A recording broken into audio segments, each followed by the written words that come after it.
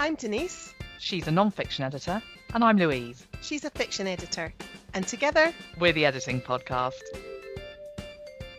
Hello, and welcome back to the Editing Podcast. So they say everyone's got a book in them, and maybe that's an exaggeration, but it's certainly worth considering if you're a small business owner in a thriving niche market, an entrepreneur developing original ideas, or an editor with a particular specialism. Yeah, and writing a business book might be something you're considering as part of your strategy to grow your business, grow your reach and increase your income. You might already have income from speaking engagements, but would like to boost it further by selling a book alongside those. Or you might have a successful training arm to your business and want to increase your reach by creating a written version of your courses. Or you might have a really great idea that's a unique take on conventional thinking in the editorial community, and you'd love to give it a good shake. Still, whatever your motivation for deciding to write a business book, there are some things to consider before you open up a blank document and start typing. Indeed, yeah.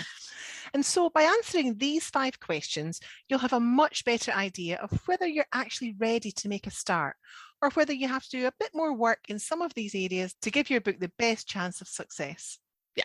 So the first question to ask is, are you writing regularly? If you're not, we recommend you start doing that. Yeah, and that's because how else are you going to develop your skills? Ask any author who's published a book and they'll tell you it's a marathon, not a sprint. So you need to get in shape and train for the big event. Just putting on my trainers now. So practice makes perfect. Get used to creating content. Develop the habit of writing every day if you can. Even if it's not directly related to the subject of your book, by writing regularly, you'll develop the skill of organizing the thoughts swirling in your head and then articulating them into words. Yeah, and like anything else, the more you practice, the easier it will become and the better you'll get. Now, for some, the gap between what's in their head and what they put into words can seem enormous, and it can be immensely frustrating when they first start writing, especially if, like me, you're not a blank page person. Yeah, that's right. But if you flex your writing muscles regularly, you'll become more comfortable with the process when it comes to marshalling your thoughts for writing your business book. So you don't need to limit yourself to a particular formats. Yes, blogs and booklets and so on will be great because you can use them in your business, but personal journaling's also a really valuable exercise, isn't it? Yeah, absolutely, because the other thing you need to do is find your voice. And if you're more used to editing content rather than writing it, that voice might feel a bit stilted and unnatural at first. Yeah, and it can be hard to convey your own personality through words, and you might find yourself subconsciously mimicking the style and tone of other writers. But by writing regularly, you'll develop your own style and find your voice. Think about your business brand. Yeah, so what tone will resonate best with your intended audience? Warm and informal, or perhaps a more academic tone to convey your authority will suit your book better. Now, something I've noticed is that some writers go to a lot of effort to lend their words credibility, and they end up using a more formal style of language and grammatical construction. Yeah, and that can make writing sound very different to how we speak. So think about who your audience is and what they expect. You might want to work a little harder to ensure that the style and tone in your writing mirrors the person you present to the world in other aspects of your business. Yeah. And the other thing we'd say is test the concept and get feedback. Sound out some members of your potential audience to find out what they think of your unique angle on a particular aspect of your industry or community, or your fantastic new approach to an age-old issue. Blog articles are great for testing concepts and getting feedback, aren't they? And you might find that your great idea doesn't get the reception you thought it might. And it's better to find that out after investing a few hours writing a blog post than when you've published a whole book based on the premise. Absolutely, yeah. And if you get silence or negative feedback, take that on board. Maybe your message just wasn't clear enough, or maybe you need to rethink the concept entirely. Or maybe it just needs some minor adjustments.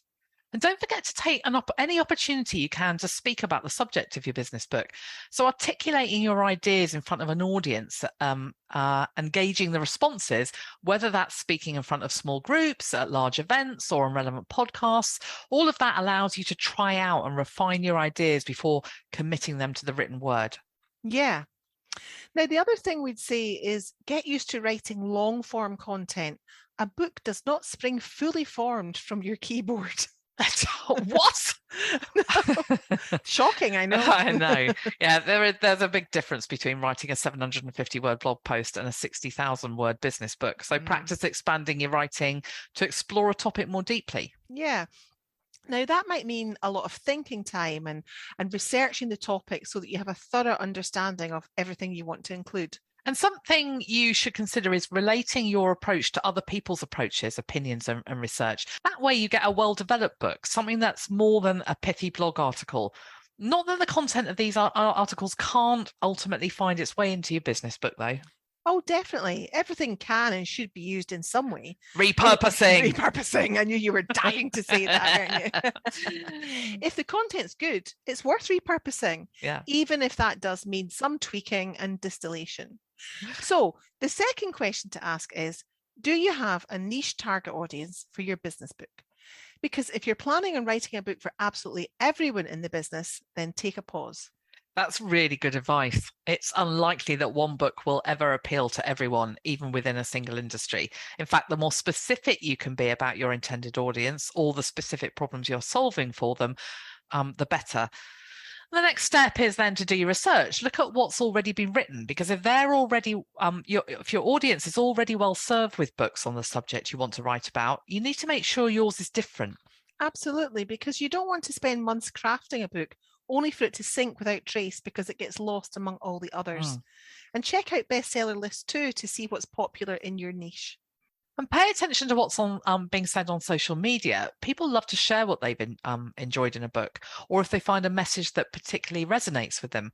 That also means listening to negative reviews of business books too. So what didn't they like? Was it the content or how it was presented, the tone? Or maybe there's too much repetition and padding in the book, despite the message being a good one. These are all lessons that you can use to help shape what will make your book ideal for the niche audience you're writing for.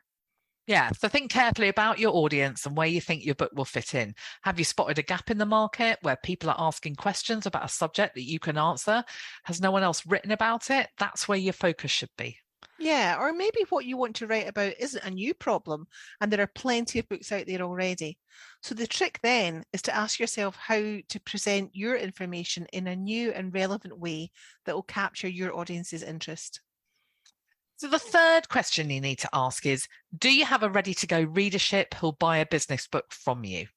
So marketing your business book doesn't start when the writing ends. We recommend you promote your book while you're still writing it. Oh, yeah. And that way you're creating interest and maximizing sales when you launch.